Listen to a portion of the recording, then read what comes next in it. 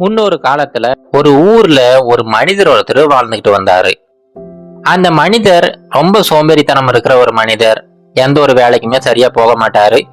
தினமுமே பிச்சை எடுத்துக்கிட்டு தான் வாழ்ந்துகிட்டு வந்தாரு. ஆனா அவருடைய கனவுகள் மட்டும் ரொம்ப பெருசா இருந்துச்சு.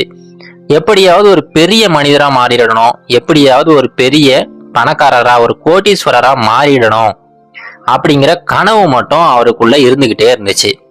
ஆனா அந்த கனவுக்கான எந்த ஒரு வேலைகளிலுமே ஈடுபட மாட்டாரு. இப்படிதான் தினமுமே அவருடைய வாழ்க்கை போய்கிட்டு இருந்துச்சு. தினமும் காலையில போவாரு, எல்லாருக்கிட்டையும் யாசகம் கேட்பாரு. அதுல கிடைக்கிற அந்த வருமானத்தை வச்சு அன்றைய பொழுது அப்படியே ஓட்டிடுவாரு. ஒருவேளை காலையிலேயே அவருக்கு தேவையான எல்லா பொருட்களுமே கிடைச்சிடுச்சுன்னா அப்படியே வீட்டுக்கு வந்துருவாரு, சாப்பிட்டுட்டு தூங்க ஆரம்பிச்சிடுவாரு. இப்படியே நாட்கள் கடந்து போயிட்டு இருக்கு. ஒரு சமயம் எப்பவும் போல காலையில சீக்கிரமா எழுந்து யாசகம் வாங்கறதுக்காக போயிட்டாரு.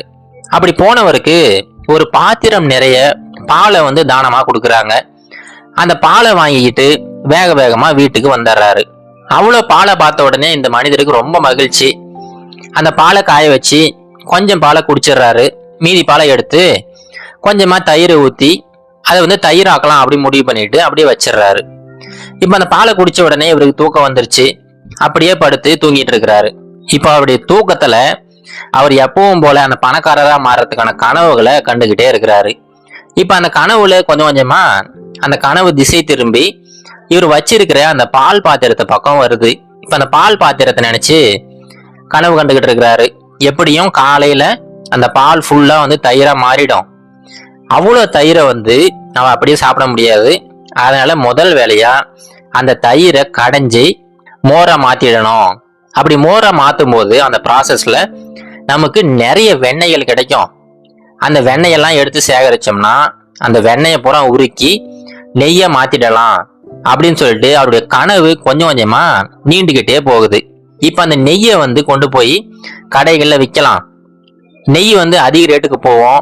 அப்படி அந்த நெய்யை வித்துட்டு வர காசுல ஒரு சில கோழிகளை வாங்கிட்டு வரலாம் அப்படின்னு சொல்லிட்டு யோசிக்கிறாரு. இப்ப அந்த கோழிகள்லாம் வாங்கிட்டு வீட்டுல வளர்க்கலாம். வளர்த்தோம்னா கோழிகள்லாம் முட்டை போடும். அந்த முட்டைகளை மறுபடியும் அடைக்காத்து கோழி குஞ்சுகளை பொறிக்கலாம். இப்போ அப்படியே 2 கோழி இருந்தது, கொஞ்சம் கொஞ்சமா பெருகி 100 கோழிகளா மாறும். அப்படியே ஒரு பெரிய கோழி பண்ணையவை உருவாக்கிடலாம் அப்படின்னு கனவு காண்றாரு. இப்ப அவ்வளவு பெரிய கோழி பண்ணை உருவாக்கினதுக்கு அப்புறமா நிறைய கோழிகளையும் நிறைய முட்டைகளையும் விற்கலாம். அதன் மூலமா நிறைய வருமானம் வரும். அந்த வருமானத்தை பயன்படுத்தி அடுத்து மாடுகளை வாங்கலாம். ஸ்டார்டிங்ல 1, 2 அப்படின்னு சொல்லிட்டு மாடுகளை வாங்கலாம். இப்ப அந்த மாடுகள்ல இருந்து நிறைய பால் கறக்கலாம். இப்ப அந்த பாலை பயன்படுத்தி இன்னும் நிறைய மாடுகளை வாங்கலாம்.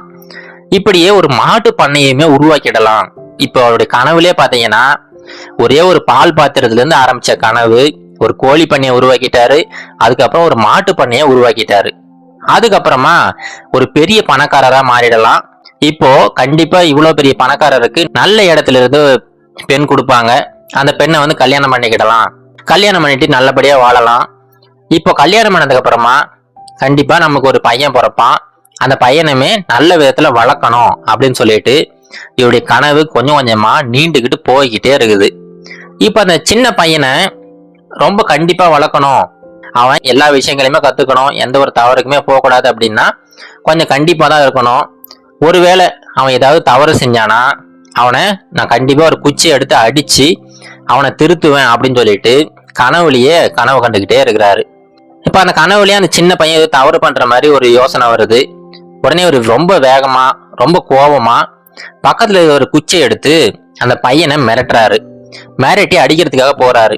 இப்ப என்னன்னா கனவுல பண்ற எல்லா விஷயத்தையுமே இப்போ அவர் படுத்துக்கிட்டு இருந்த இடத்துல இருந்து பண்ண ஆரம்பிச்சிட்டாரு. அவர் பக்கத்திலேயே ஒரு சின்ன கோல் இருந்துச்சு.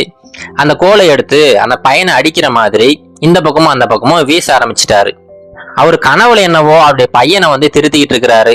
ஆனா நிஜத்துல அவர் வீசின அந்த வீச்சுல அந்த பால் ஊத்தி வச்சிருந்தாரு பாத்தீங்களா, அந்த பானையில பட்டு மொத்த பானையுமே கீழே விழுந்து சுக்குநூறா உடைஞ்சு போயிடுது.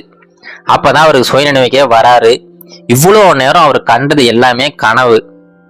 அந்த ஒரு பானை பாலை மட்டுமே மனசுல வச்சுக்கிட்டு ரொம்ப பெரிய கனவு கண்டுட்டாரு. அந்த பானையில இருந்து அப்படியே கோழி பண்ணையை உருவாக்கினாரு, அடுத்து மாட்டு பண்ணையை உருவாக்கினாரு, அடுத்து ஒரு கல்யாணம் பண்ணாரு. அவருக்கு ஒரு பையன் பிறந்தான். அந்த பையனை கண்டிக்கிறதுக்காக குச்சி எடுத்து மிரட்டினாரு.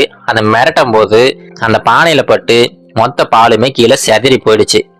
இப்போ அவருடைய கனவு ஃபுல்லாவே சுக்குநூறா செதறி போயிடுச்சு. இப்பதான் அவரு இந்த நிகழ் உலகத்துக்கே வராரு. இப்ப இவ்வளவு நேரம் கண்டது ஃபுல்லா கனவு தான். இப்ப இந்த கனவெல்லாம் நினைவாக்கணும் அப்படின்னா இப்படி படுத்துக்கிட்டு யோசிச்சுக்கிட்டே இருந்தா வேலைக்கே ஆகாது. அதுக்கு ஏதாவது ஒரு விஷயம் நம்ம செஞ்சுதான் ஆகணும் அப்படிங்கிற அந்த யோசனை அவர் மனசுக்கு வருது. அன்னையிலிருந்து வெறும் கனவுல மட்டும் வச்சுக்கிட்டு வாழ்க்கையில முன்னேற முடியாது அப்படிங்கிற விஷயம் அவருக்கு புரிய வருது. பிச்சை எடுக்கிறதுமே விட்டுட்டாரு. நல்லபடியா ஒரு இடத்துல வேலைக்கு சேர்றாரு. கொஞ்சம் கொஞ்சமா வேலைகளை கத்துக்கிறாரு. அப்படியே சின்னதா ஒரு தொழில் ஆரம்பிக்கிறாரு. அப்படி தொழில கொஞ்சம் கொஞ்சமா பெரிய ஆளா மாறிக்கிட்டே வராரு.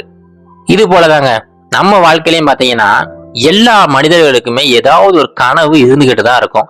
நம்மோட அப்துல் கலாம் ஐயா சொல்லியிருக்காரு பாத்தீங்களா, எல்லோரும் கனவு காணுங்கள் அப்படின்னு சொல்லிட்டு. அது போல எல்லாருமே கனவு கண்டுகிட்டு தான் இருக்கும். ஆனா அந்த கனவை நோக்கி எத்தனை அடியில் எடுத்து வைக்கிறோம் அப்படிங்கிறத பொறுத்து தான் அந்த கனவு உண்மையிலே பழிக்குமா இல்லையா அப்படிங்கிறது.